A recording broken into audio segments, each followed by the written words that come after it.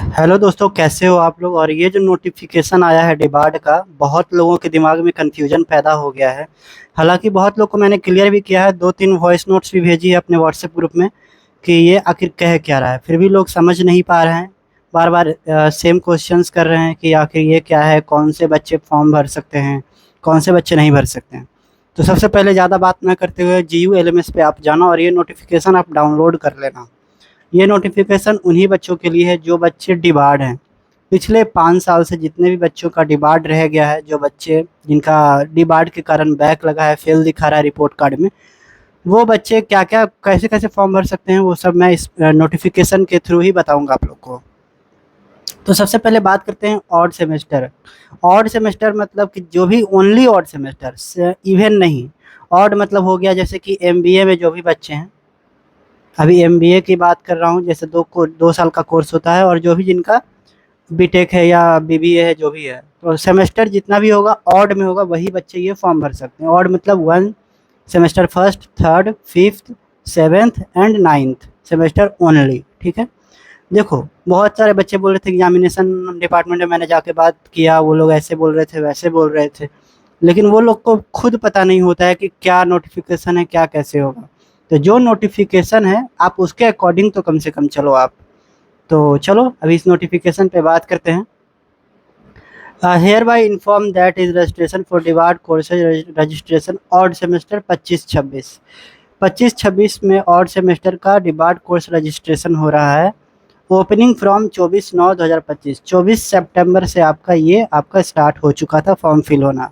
Last date आपका इसका 3 तारीख है, 3 अक्टूबर।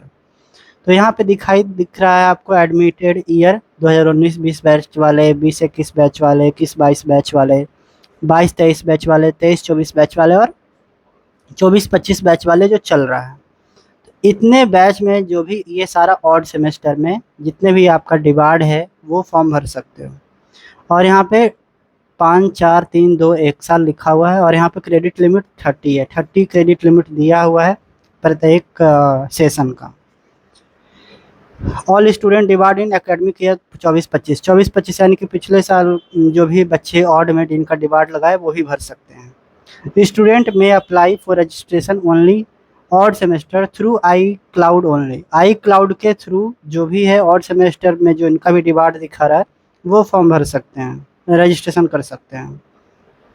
Students following any of the following category eligible to register. यहाँ पे 2 कैटेगरी में बांटा गया। हालांकि इस चीज़ को मैंने बात पहले भी चर्चा करा था कि क्या है नहीं है, फिर से मैं बता देता हूँ। Category 1, category 2। कैटेगरी 1 में ये कह रहा है कि स्टूडेंट हैविंग DB मतलब होता है डिबार्ड, ठीक है, और NE मतलब होता है एनी ग्रेड। जिनका NE शो कर रहा है या DB शो कर रहा है ना रिपोर्ट कार्ड पे जिनका ये शो कर रहा है रिजल्ट की जगह पे, we are not able to appear examination, जो एग्जामिनेशन में अपियर नहीं हुए हैं। मतलब जैसे कि first, third, fifth, seventh and ninth semester में जो डिवार्ड के कारण नहीं अपियर हो पाए थे due to not meeting to minimum attendance criteria के कारण, वो ये फॉर्म भर सकते हैं। कैटेगरी 2 में क्या लिखा हुआ है, कैटेगरी 2 ध्यान से देखना, यही ध्यान देने वाली बात है। एक तो अटेंडेंस के इशू के कारण आप यहाँ पे आप डिवाइड लग गया है सारा सब्जेक्ट में, वो फॉर्म डाल सकते हैं। कैटेगरी 2 में स्टूडेंट हैविंग AB मतलब कि यहाँ पे कैटेगरी 2 भी दिया हुआ है।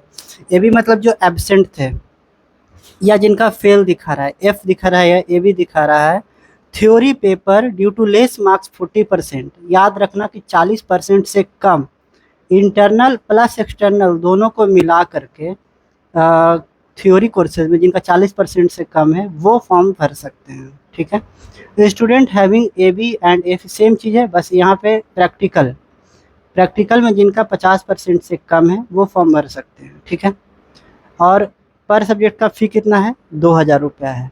अब यहाँ पे बहुत सारे क्वेश्चंस कर रहे थे बच्चे कि एक 500 रुपये वाला एक फॉर्म आता है जो सिर्फ ET के बच्चों के लिए आता है।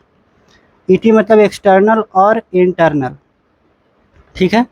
एक्सटर्नल का अलग बैक लगता है, इंटरनल का अलग बैक लगता है। एक्सटर्नल का बैक लगेगा तो 500 रुपया है, और इंटरनल का बैक लगेगा तो 2000 रुपया है। कभी 2300 रुपया लिया जाता है, मेरे टाइम में 2300 रुपया लिया गया था। तो ये 2000 रुपया आप दे करके फॉर्म भर सकते हो। अगर इंटरनल में बैक है तब, एक्सटर्नल के लिए भी फॉर्म आएगा 500 रुपये का, वो दे करके भर देना, ठीक है। अब इंटरनल में बैक है कि एक्सटर्नल में बैक है कैसे पता चलेगा, तो वो परफॉर्मेंस एक सेक्शन होता है GUI क्लाउड पे, उसमें जा कर के अपना मार्क्स चेक कर सकते हो कि आप किस में फेल हो। 3 अक्टूबर तक टाइम है लास्ट डेट, आप पेमेंट वगैरह सब करके फ्री हो जाओ, ठीक है। ये सारा चीज़ आप देख लेना एक 1 बाय 1। नोट में student having ABF grade and score, ये सेम चीज़ वही लिखा जो मैंने आपको बताया है। तो कन्फ्यूजन में यहाँ पे मत रहना। ET और इंटरनल और एक्सटर्नल दोनों अलग अलग है, ठीक है, ये दोनों अलग अलग है, कंफ्यूज मत रहना। बहुत बच्चे बोल रहे थे कि मेरा ET में बैक है। भाई ET में बैक हो तो ये फॉर्म आपके लिए है ही नहीं।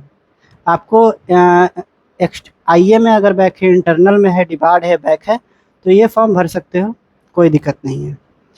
अब फाइनली मैं समरी बता दूं तो ये फॉर्म कौन कौन भर सकते हैं। एब्सेंट वाले, प्लस F लिखा हुआ है जिनका, प्लस जिनका DB लिखा हुआ है। F उसी केस में लिखा हुआ है जिसमें इंटरनल में बैक हो, ना कि एक्सटर्नल में। ET में बैक जिनका है वो ये फॉर्म नहीं भरेंगे, ठीक है, बिल्कुल नहीं भरेंगे। बाकी ज़्यादा कुछ कंफर्म करने के लिए RP में जाके फिर से पूछ लेना एक बार। बाकी मुझे जितना पता था मैंने बता दिया, और यही है। और ओनली ऑड मतलब सेमेस्टर 1 सेमेस्टर 3, इवन वाले यानी कि सेमेस्टर 2 वाले फॉर्म नहीं भरेंगे। मैं एक बार और क्लियर कर दूं कि कौन कौन ये फॉर्म भरेंगे। सेमेस्टर 1, 3, 5, 7, 9 ये सेमेस्टर वाले फॉर्म भर सकते हैं।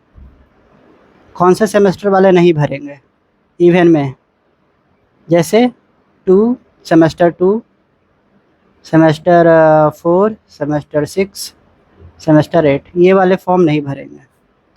और इंटरनल जितना भी पेपर है वो फॉर्म भर सकते हैं।